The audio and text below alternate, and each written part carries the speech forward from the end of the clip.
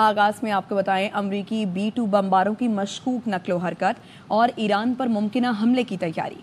2 امریکی B-2 بمبار طیارے میزوری سے روانہ، ہوائی میں ری فیولنگ بھی مکمل۔ بمبار طیارے یا تو گوام یا ڈیگو گارشیا بیز بھیجے جا سکتے ہیں۔ الجزیرہ ٹی وی نے بتایا ہے ڈیگو گارشیا ایران کے قریب اور حملے کی صورت میں اسٹریٹجک مقام ہے۔ B-2 بمبار طیارے 30,000 پاؤنڈ وزنی بنکر بسٹر بم لے جانے کی صلاحیت رکھتے ہیں۔ ڈیگو گارشیا سے حملہ عرب ملکوں کو جنگ میں نہ گھسیٹنے کا بہترین حل ہے۔ طیاروں کی منتقلی دباؤ بڑھانے کی حکمت عملی بھی ہو سکتی ہے۔ امریکی B-2 بمباروں کے ساتھ ری فیولنگ ٹینکرز کی موجودگی حملے کی تیاری کا اشارہ بھی ہو سکتا ہے۔ امریکی صدر گول ٹرف منسوخ کر کے قومی سیکیورٹی کونسل اجلاس کی صدارت کرنے جا رہے ہیں۔ اجلاس میں ایران پر حملہ کرنے یا نہ کرنے کا فیصلہ ہونے کا امکان ہے۔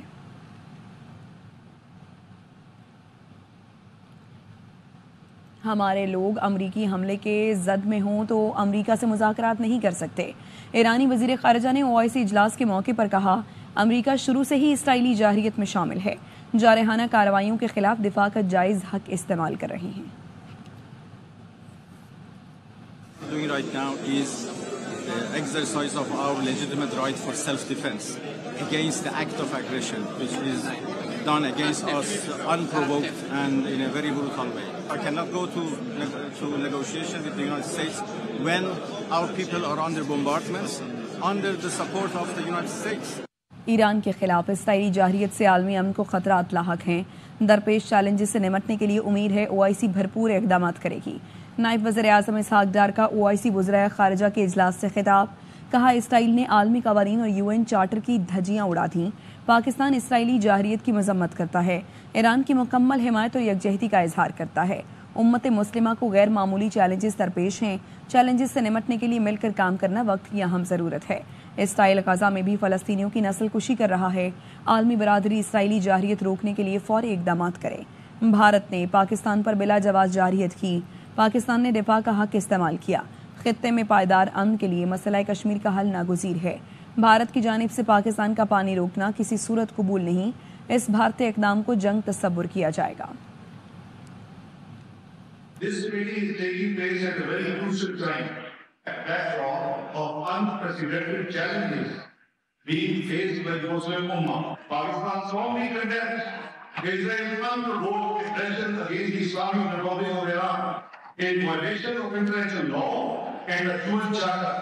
Israeli aggression poses a great threat to the regional and global peace and security. We express our full support and solidarity with Iran. Let me state categorically that Pakistan will not allow India to stop order from all other people. It will be treated as an act of war. مسلمان اختلافات بھلا کر ایک ہو جائیں۔ ترک صدر رجب طیب اردوان کا OIC وزرائے خارجہ اجلاس سے خطاب، کہا اسرائیلی حملوں نے خطے میں عدم استحکام پیدا کیا، مسلم امہ کا اندرون اختلافات ختم کرنا وقت کی ضرورت ہے۔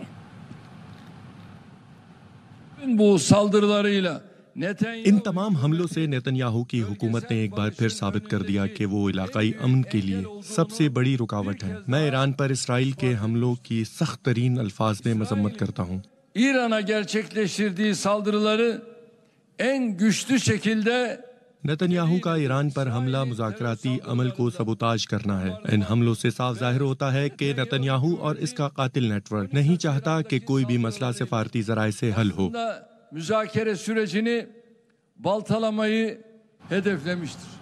ترک صدر سے نائب وزیر اعظم اسحاق ڈار اور فیلڈ مارشل کی ملاقات، خطے میں کشیدگی کم کرنے کے لیے سفارتی کوششیں جاری رکھنے پر اتفاق۔ ملاقات OIC وزرائے خارجہ اجلاس کے موقع پر ہوئی۔ ترک صدر کو وزیر اعظم شہباز شریف کی جانب سے نیک تمناؤں کا پیغام پہنچایا گیا۔ اسحاق ڈار نے کہا پاکستان ترکی کے ساتھ برادرانہ تعلقات کو انتہائی اہمیت دیتا ہے۔ ملاقات میں ترک اور پاکستانی قیادت نے اسرائیلی حملوں کی شدید مذمت کی۔ ایران کی خود مختاری اور دفاع کے حق کی حمایت کا اعادہ کیا گیا۔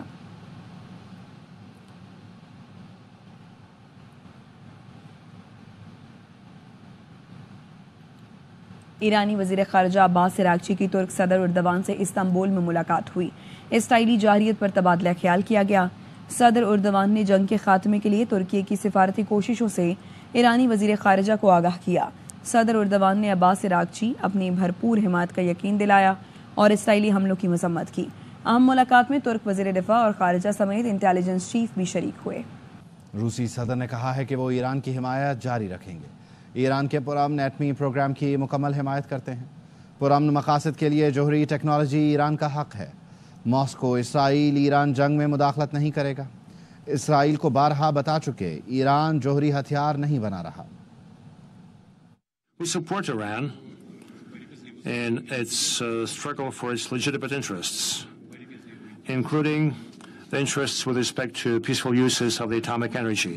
And this has always been our position. This is our principled position, including in this conflict. It has never changed. اسرائیل کے ایران پر فضائی حملے جاری۔ تہران میں امام خمینی کے مزار کے قریب حملہ کیا گیا۔ پاسداران انقلاب کے ہیڈ کوارٹر پر میزائل داغے گئے۔ صہیونی فوج نے اصفہان میں جوہری مرکز کو نشانہ بنایا۔ ایران کے جوابی حملوں میں تل ابیب، حیفا، کریا دھماکوں سے گونج اٹھے۔ غزہ کے بعد ایران کے خلاف اسرائیلی جارحیت۔ لندن میں اسرائیل کے خلاف مظاہروں میں تیزی آ گئی۔ بڑی تعداد میں مظاہرین نے رسل اسکوائر سے 10 ڈاؤننگ اسٹریٹ تک مارچ کیا۔ وسطی لندن میں احتجاجی مارچ کا اہتمام فلسطین کولیژن نے کیا۔ مظاہرین نے اسرائیل کے خلاف شدید نعرے بازی کی۔ رسل اسکوائر سے مارچ شروع کیا گیا۔ شرکاء 10 ڈاؤننگ اسٹریٹ پہنچے۔ مظاہرین نے کہا اسرائیل نے ایران پر بلا جواز حملہ کیا، عالمی قوانین کو توڑا۔ برطانوی حکومت اسرائیلی مظالم رکوانے کے لیے عملی اقدامات کرے۔ عالمی عدالت انصاف اسرائیل کے جنگی جرائم کا نوٹس ہے۔ ترک صدر سے نائب وزیر اعظم اسحاق ڈار اور فیلڈ مارشل کی ملاقات۔ خطے میں کشیدگی کم کرنے کے لیے سفارتی کوششیں جاری رکھنے پر اتفاق۔ ملاقات OIC وزراء خارجہ اجلاس کے موقع پر ہوئی۔ ترک صدر کو وزیر اعظم شہباز شریف کی جانب سے نیک تمناؤں کا پیغام پہنچایا گیا۔ اسحاق ڈار نے کہا پاکستان ترکی کے ساتھ برادرانہ تعلقات کو انتہائی اہمیت دیتا ہے۔ ملاقات میں ترک اور پاکستانی قیادت نے اسرائیلی حملوں کی شدید مذمت کی۔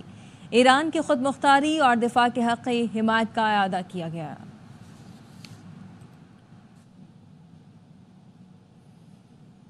ایرانی وزیر خارجہ عباس عراقچی کی ترک صدر رجب طیب اردوان سے استنبول میں ملاقات ہوئی۔ اسرائیلی جارحیت پر تبادلہ خیال کیا گیا۔ صدر اردوان نے جنگ کے خاتمے کے لیے ترکیہ کی سفارتی کوششوں سے ایرانی وزیر خارجہ کو آگاہ کیا۔ صدر اردوان نے عباس عراقچی اپنی بھرپور حمایت کا یقین دلایا اور اسرائیلی حملوں کی مذمت کی۔ اہم ملاقات میں ترک وزیر دفاع اور خارجہ سمیت انٹیلیجنس چیف بھی شریک ہوئے۔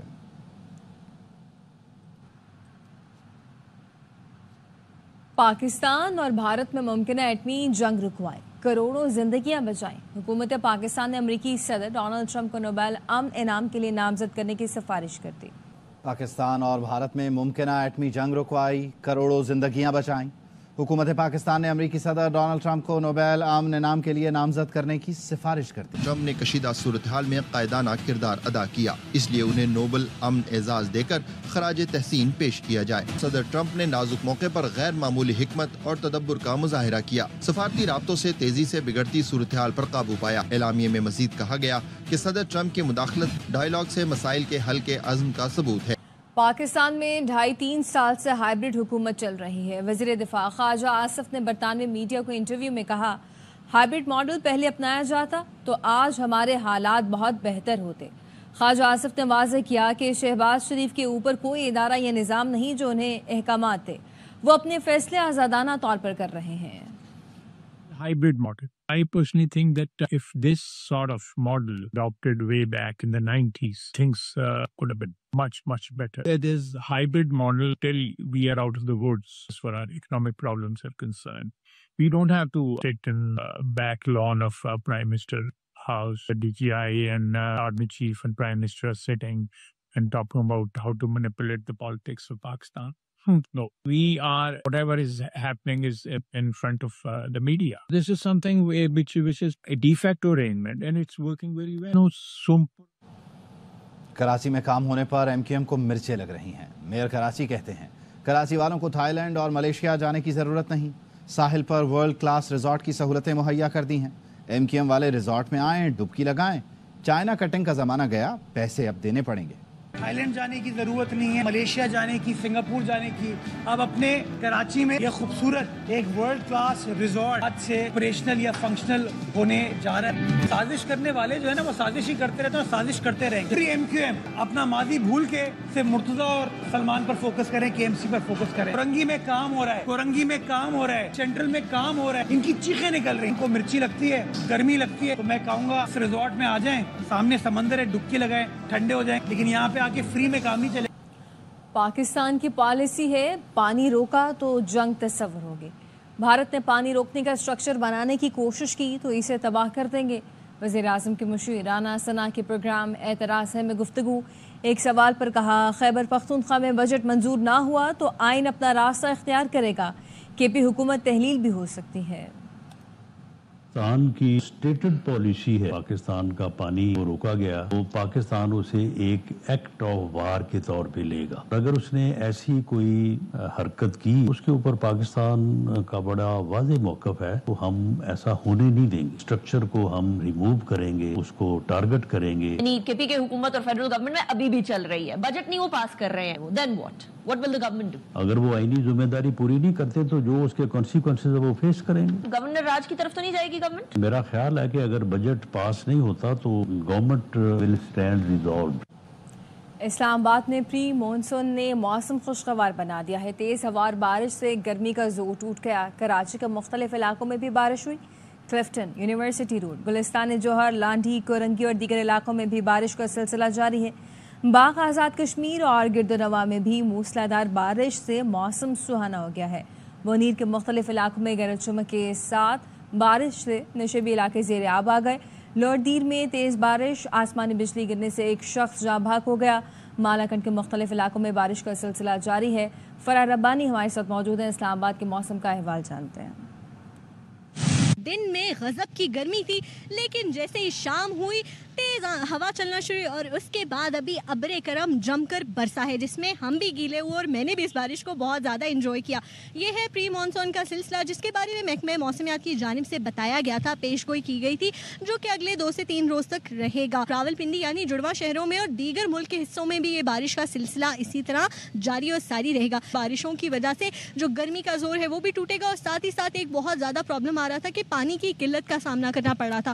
تو یہ بھی خوشخبری سنائی گئی ہے کہ یہ جو بارشیں ہیں یہ بہت زیادہ اچھی ہوں گی. تو اب شہری جو ہیں پری مانسون کو انجوائے کر سکیں گے اور اچھی ٹھنڈی مزیدار بارشوں کو بھی انجوائے کریں گے. جی خبر حیدرآباد سے ہے جہاں سخت گرمی میں 10 روزہ احتجاج کے بعد ٹرانسفارمر لگنے پر شہریوں نے جشن منایا، بھنگڑے ڈالے، نوٹ نچھاور کیے. جام فرید سے مزید جان لیتے ہیں. جی جام فرید. مکینوں احتجاج کے بعد آج جیسے ٹرانسفارمر علاقہ میں پہنچا ہے تو علاقہ مکین میں چھا گئی ہے اور علاقہ مکین نے ڈھول و جو شہنائی آپ پہ جو ہے بھنگڑے ڈالے ہیں اور نوٹ جس سے غور بھی کہتے ہیں نشاور کیے ہیں ٹرانسفارمر کے اوپر. جو علاقہ مکین ہے ان کا کہنا ہے کہ 10 روز تک انہوں نے احتجاج کیا اور کل جو احتجاج کیا اس کے بعد میں نے ان سے بات کی اور انہوں نے کہا کہ ٹرانسفارمر جو جلا ہوا ٹرانسفارمر ہے وہ بنا کر آج لے کے آ رہے ہیں. اور جیسے ہی وہ آج ٹرانسفارمر لگانے پہنچے ہیں اس کو انتظامیہ والے تو شہری خوشی سے نڈھال ہیں اور بھنگڑے ڈال رہے ہیں. ڈھول و شہنائی کی آپ پہ وہ جو ہے بھنگڑے ڈال رہے ہیں. نوٹ جو ہے پیسوں کے نوٹ ہیں وہ نشاور کر رہے ہیں. شہریوں کا کہنا ہے کہ اس سخت گرمی میں اگر انہیں یہ نعمت مل گئی، لوڈ شیڈنگ تو ہوتی ہے لیکن بجلی کچھ گھنٹے آتی ہے تو ان کو پینے کا ٹھنڈا پانی مل جاتا ہے. اس کی وجہ سے وہ خوشی ہیں اور خوشی میں وہ بھنگڑے ڈال رہے ہیں. جی ٹھیک ہے. ٹرانسفارمر کی بارات لائی گئی تو شہریوں نے جشن منایا. بہت شکریہ جام فرید.